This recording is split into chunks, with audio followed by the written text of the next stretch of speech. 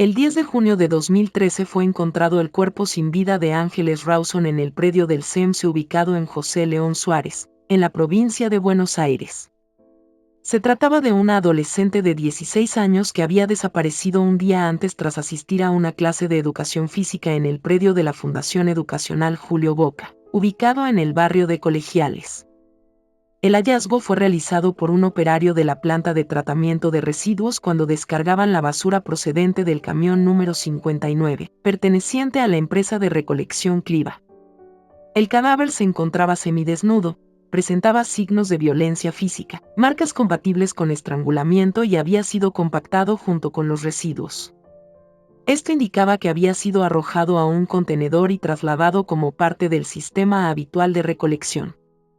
El caso generó una inmediata conmoción pública y fue cubierto por todos los medios nacionales debido a la corta edad de la víctima, las circunstancias del hallazgo y la posibilidad de que se tratara de un secuestro o un crimen vinculado a trata de personas. Sin embargo, a medida que avanzaba la investigación, la hipótesis inicial comenzó a desdibujarse y surgieron nuevas líneas que apuntaban al entorno más cercano de la joven. Los investigadores empezaron a centrarse en el domicilio familiar y en las inconsistencias detectadas en algunos testimonios. En las primeras horas posteriores al hallazgo del cuerpo, la investigación se centró en reconstruir los últimos movimientos de Ángeles Rawson.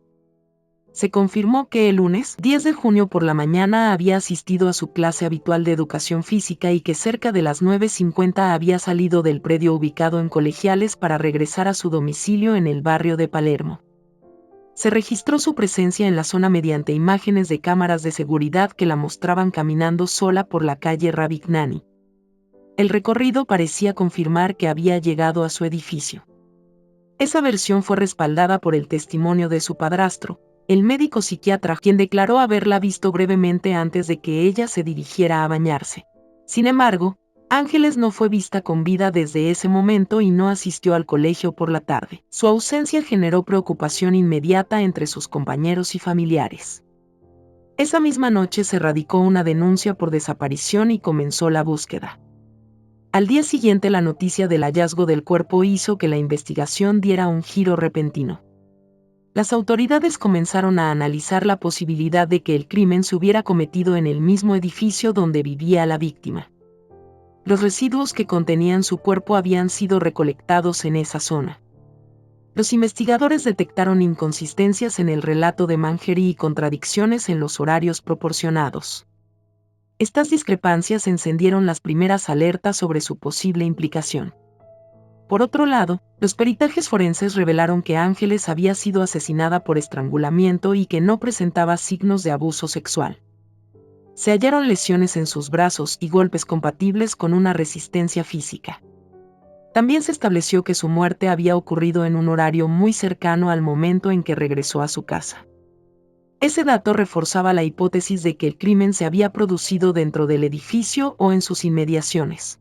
A medida que avanzaba la investigación, Jorge Mangery comenzó a convertirse en el principal foco de atención de los fiscales del caso debido a una serie de contradicciones en sus declaraciones y a lesiones visibles en su cuerpo que no pudo justificar de manera convincente. El 14 de junio fue citado a declarar como testigo en la causa, pero en medio de la declaración interrumpió el testimonio y pidió hablar con el fiscal. En ese momento y de forma inesperada dijo que él era el responsable de lo que había ocurrido. Esta afirmación fue tomada como una confesión espontánea y motivó su inmediata detención. Sin embargo, horas más tarde Mangery se retractó de sus dichos y afirmó que había sido presionado y golpeado por personal policial para autoinculparse. A partir de ese momento su situación judicial se agravó y pasó de testigo a imputado por el homicidio de Ángeles Rawson.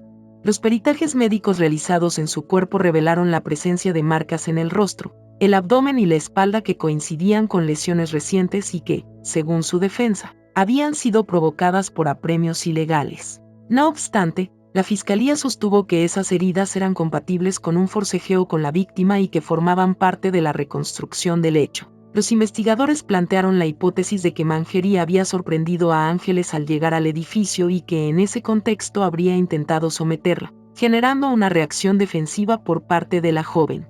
Ante la resistencia de ella, él la habría golpeado y luego asfixiado mecánicamente.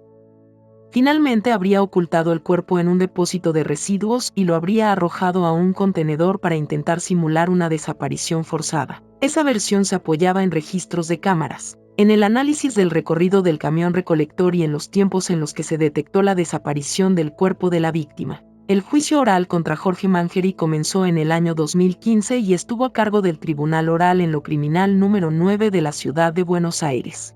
Durante el proceso se presentaron más de 60 testigos y se analizaron pericias forenses, informes técnicos, declaraciones de vecinos, registros fílmicos y pruebas recolectadas en el lugar del hecho. La acusación fiscal estuvo centrada en la hipótesis de que Mangeri había intentado abusar sexualmente de Ángeles Rawson y que, al ser resistido por la víctima, decidió asesinarla para ocultar el intento de ataque.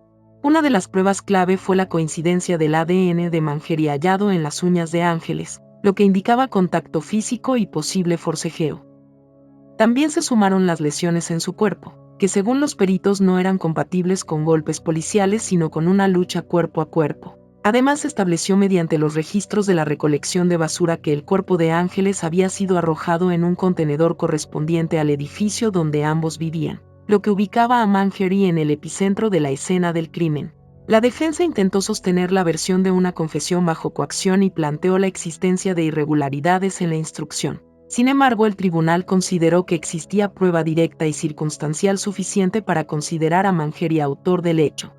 El 15 de julio de 2015 Jorge Mangeri fue declarado culpable por homicidio agravado por femicidio, abuso sexual en grado de tentativa y homicidio criminis causa, es decir, cometido para ocultar otro delito y garantizar su impunidad. Fue condenado a prisión perpetua y alojado en el complejo penitenciario de Ezeiza. La sentencia fue luego confirmada por instancias superiores y hasta la fecha sigue cumpliendo la condena sin que haya prosperado ninguna de las apelaciones presentadas por su defensa. El caso de Ángeles Rawson generó una gran repercusión social en Argentina y abrió un debate profundo sobre la violencia de género, la seguridad en las ciudades y el sistema judicial.